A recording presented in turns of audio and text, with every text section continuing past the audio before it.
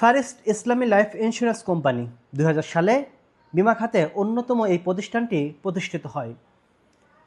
প্রান্তিক পর্যায়ে মানুষের ভালোবাসায় বেশ এগিয়ে ছিল প্রতিষ্ঠানটি এবং মানুষের আস্থা বিশ্বাসে পরিণত হয়েছিল, যে কারণে প্রান্তিক পর্যায়ে খেটে খাওয়া মানুষ, বিভিন্ন শ্রেণী পেশার মানুষ তাদের ক্ষুদ্র ক্ষুদ্র সঞ্চয়গুলো এই বিমা প্রতিষ্ঠানটির কাছে সঞ্চয় বা রক্ষা আমানত হিসাবে বিমা প্রতিষ্ঠানটির কাছে রেখেছিল।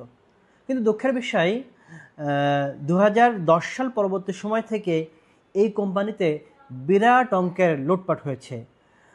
দুদকের কাছে একটা অভিযোগ এসেছে এবং যার ভিত্তিতে দুদক মামলাও করেছে। এই আর্থিক প্রতিষ্ঠান ফারিস্ট লাইফ ইন্স্যুরেন্সের যারা কর্মকর্তা বর্তমানে যারা আছেন, ৫ আগস্ট পরবর্তী সময়ে বা ২০২১ পরবর্তী সময় থেকে যারা আছেন, তাদের দাবি ২০১০ থেকে ২০২১ সাল এই সময়কালে অন্তত ৩,৫০০ কোটি টাকা গ্রাহকের আমানতগুলো নানাভাবে লুটপাট করেছে তৎকালীন সময় যারা দায়িত্বে ছিলেন তারাই। তাদের অভিযোগ যে তৎকালীন সময় ২০১০ পরবর্তী সময় থেকে ২০২১ সাল পর্যন্ত ফারিস্ট লাইফ ইন্স্যুরেন্সের চেয়ারম্যান দায়িত্বে ছিলেন নজরুল ইসলাম সহ তার একটা নির্দিষ্ট সিন্ডিকেট এখানে কাজ করেছে। তারাই মূলত এই লুটপাটটি করেছে। বিশেষ করে এই ঘটনায় দুদকও বেশ কয়েকটি মামলা করেছে, ইতিমধ্যে ৮ থেকে ১০টি মামলা হয়েছে। অন্তত দুদকের হিসাবে তারা বলছে যে ১৪০০ থেকে ১৭০০ কোটি টাকার মতন লুটপাটের অভিযোগ তারা ইতিমধ্যে পেয়েছে। তো এই ঘটনাগুলোতে দুদক বিশ্লেষণ করে যেটা দেখেছে যে লুটপাটের জায়গাগুলোতে ছিল যে জমিটির দাম ৪৩ কোটি বা ৪৫ কোটি বা ২৫ কোটি, সেটা দেখা যাচ্ছে ডাবল দামে বা ৩ গুণ দামে কেনা হয়েছে। একইভাবে জমি কেনা হয়েছে ২০ কোটি টাকা, সেখানে ভরাট করতে ১০০ কোটি টাকার বেশি খরচ করা হয়েছে। এভাবে গ্রাহকের এই ক্ষুদ্র ক্ষুদ্র আমানতকে নানাভাবে লুটপাট করেছে, অর্থাৎ ৩,৫০০ কোটি টাকা লুটপাট করা হয়েছে। ফারিস্ট লাইফ ইন্স্যুরেন্সের গ্রাহকের সংখ্যা ৪০ লাখ।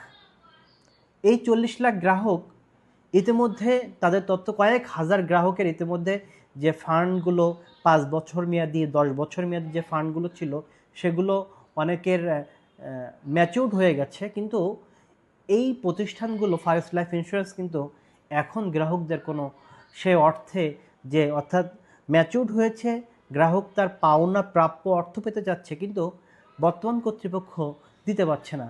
তারা বলছে যে বিগত সময়ে যে ৩,৫০০ কোটি টাকা ছিল, জমি থেকে শুরু করে নানাভাবে ব্যাংকে যে সম্পদ রাখা ছিল সব লুটপাট করা হয়েছে, যে কারণে তারা টাকা দিতে হিমশিম খাচ্ছে। মানুষের আস্থা বিশ্বাসের যে ফারিস্ট লাইফ ইন্স্যুরেন্স প্রতিষ্ঠিত হয়েছিল, সেটা সময়ের ব্যবধানে একটা সিন্ডিকেট ২০১০ থেকে ২০২১ সালে ৩,৫০০ কোটি টাকা লুট করে নিয়ে গেছে। আর ভুক্তভোগী হয়েছে সাধারণ নিম্নআয়ের খেটে খাওয়া মানুষ।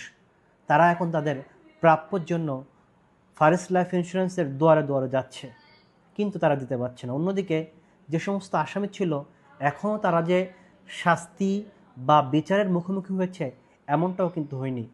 অর্থাৎ এই ঘটনাগুলোতে একাধিক মামলা হয়েছে, দুদক মামলা করেছে, ডিবি মামলা করেছে, কিন্তু আসামি যে খুব বেশি অ্যারেস্ট হয়েছে বা তাদের যে সম্পদ, দুদকের একটি তথ্য বলছে যে ফারিস্ট লাইফ ইন্স্যুরেন্সের যে সাবেক চেয়ারম্যান নজরুল ইসলাম তার অন্তত ১০০ কোটি টাকার সম্পদ গড়েছেন।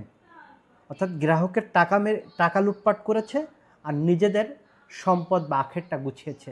কিন্তু দুঃখের বিষয়, এখন পর্যন্ত তাদেরকে যে দৃষ্টান্তমূলক শাস্তি নিশ্চিত করা গেছে এমনটা হয়নি। একই সাথে তাদের যে সম্পদ, গ্রাহকের টাকা লুটপাট, নিম্নআয়ের খেটে খাওয়া মানুষের টাকা লুটপাট করে যে সম্পদ গড়েছেন, সেই সম্পদগুলো এখনও বাজেয়াপ্ত করে, রাষ্ট্রের অনুকূলে বাজেয়াপ্ত করে সাধারণ গ্রাহকের যে প্রাপ্য পাওনা সে অর্থ এখনও পর্যন্ত বুঝিয়ে দিতে পারেনি।